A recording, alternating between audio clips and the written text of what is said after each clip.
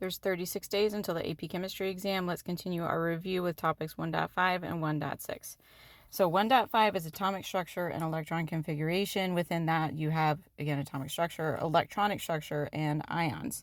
So the subatomic particles are the proton, neutron, and electron. Protons are positive, neutrons have no charge, and electrons are negative. Protons and neutrons are found in the center of the atom in the nucleus, and electrons are in the electron cloud. The electron cloud is organized itself into principal shells, also called energy levels, with values of 1, 2, 3, or 4. Subshells, also called sublevels, which we denote with SP, D, and F.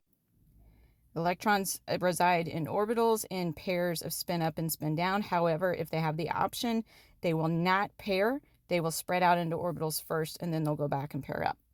Coulomb's law tells us that the electrostatic force increases as charge increases in magnitude, and it decreases as distance between the charge increases. So the further away they are, the less force there is between them, but the bigger the charge, the more force there is between them. Makes a lot of sense.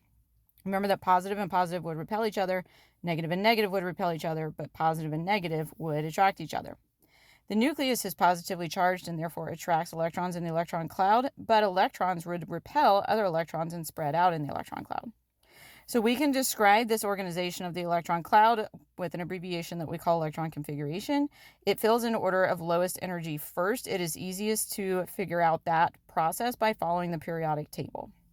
So if we look at an example of calcium, we would do 1s2, 2s2, 2p6, 3s2, 3p6, 4s2. We can abbreviate that with something called the noble gas core, where we go to the noble gas at the end of the row above and then just include the outermost electrons. The outermost electrons are called your valence electrons. Here that would just be 4s2.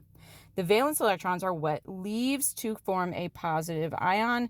That's formed by metals. So the 4s2 would leave, leaving a positive 2 charge because your protons don't change. And then that would give you a full valence shell. That's why ions form, to have a full valence shell. Bromine is another example. 1s2, 2s2, 2p6, 3s2, 3p6, 4s2, 3d10, 4p5. Notice that your D sublevel drops down relative to the principal shell in terms of where it is on the periodic table. To write this with a noble gas core would be argon 4s2, 3d10, 4p5.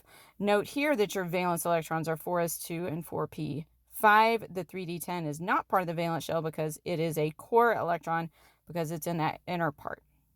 So to form an ion for bromine, you would fill your valence shell by adding one more electron here, and you would get, this is how we'd probably write it, which also is krypton. If you need more practice on writing electron configuration, I have several videos on that. Topic 1.6 is photoelectron spectroscopy, which we usually just call PES. It is, again, about electron configuration, ionization energy. It basically gives us the evidence for electron configuration. So I have more or less drawn 2 PES for you. I've got an example 1 and example 2. I've done my best to put this to scale. My values are not going to be exactly right, but it'll get the point across.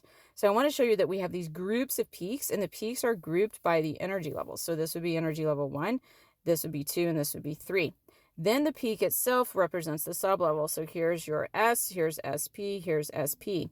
Then your height of your peak tells you the number of electrons that's in each sublevel. So in this way, you can take a PES and you can write the electron configuration. So we can see that example 1 is 1s2, 2s2, 2p6, 3s2, 3p4.